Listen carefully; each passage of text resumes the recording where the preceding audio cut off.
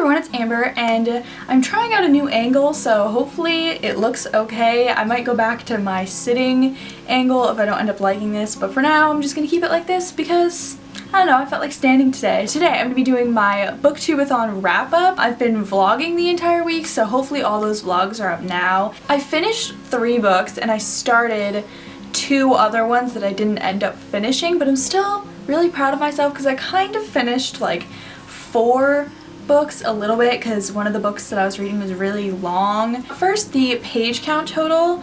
I read a total roughly of about 1,200 pages, which is so crazy to think that I read that much in a week, and I'm really happy with that. So 1,200 pages is pretty good. I have never counted the amount of pages that I've read in a week before, and so I don't know what my average is, but it's definitely not 1,200 pages. But the first challenge for the Booktubeathon this year is to read a book with a person on the cover. For that, one of 2 of the books that I read could work, but I'm just gonna use Since You've Been Gone by Morgan Matson. I think this one fits perfectly. There are 2 people on the cover. The next challenge is to read a hyped book. Any of the books that I read could count for this, but I'm just gonna go with The Raven King by Maggie Stiefvater. I finished this during the Booktubeathon. I didn't read the entire thing, but I did finish it during the readathon, and this book is so hyped, and the series is so hyped, and it's also so good. The next challenge was to read a book in one day, which I didn't think I would be able to do, but I actually did it, and I'm super proud of myself. I did finish We Were Liars in one day yesterday on the last day of Booktubeathon,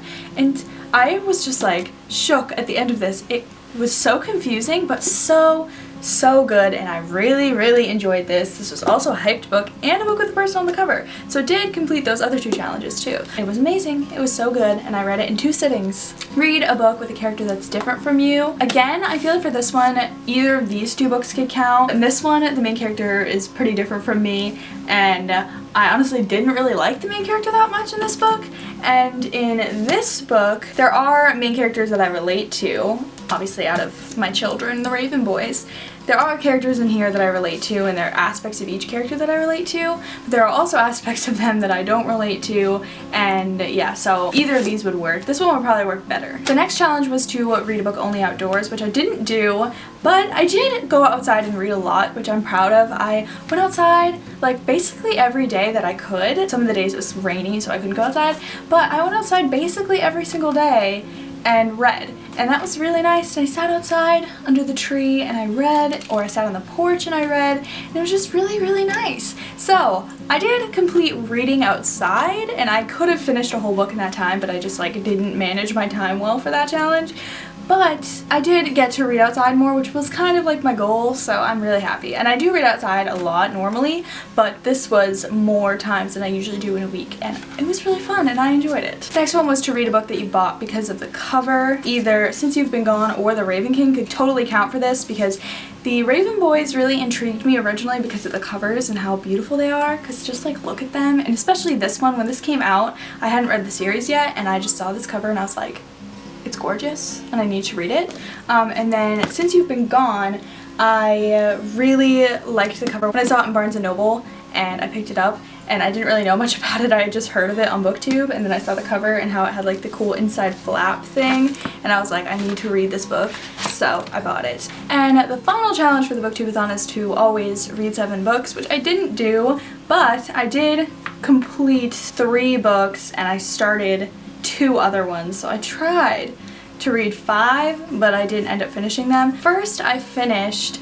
The Raven King by Maggie Stiefvater, which I read during my 24-hour readathon that I participated in. I just read the last 150 pages or so of it during the readathon, so this one I just counted because Ariel said anything counts, and I'm just gonna count it. This I gave a 5 out of 5 stars, and I loved it so much. And the ending was so satisfying, yet it destroyed me so much, and I just really loved it. But more thoughts on my wrap up. I also finished Since You've Been Gone by Morgan Matson. I'd only really read like 100 or 50 pages of it before, and then I finished the rest of the book, which the book's like 450 pages or something like that, so I read the majority of this book during the readathon, so I'm also counting this.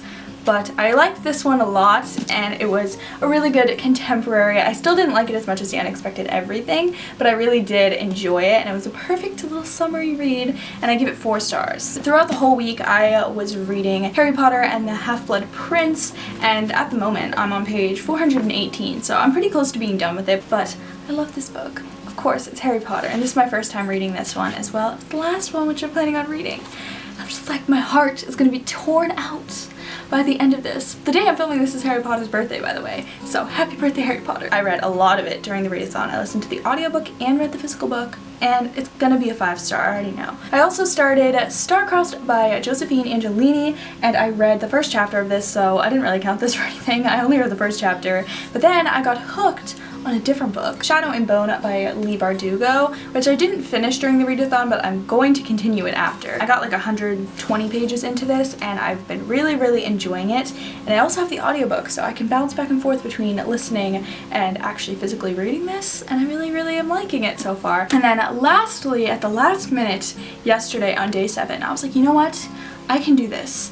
I started and finished We Were Liars by E. Lockhart. I really enjoyed this one, and I gave this a 4-star. It had me on the edge of my seat the whole time, and I've never really read a book like this, and I really enjoyed it. But more thoughts to come in my like official wrap-up. So these are all the books that I attempted to finish during the readathon.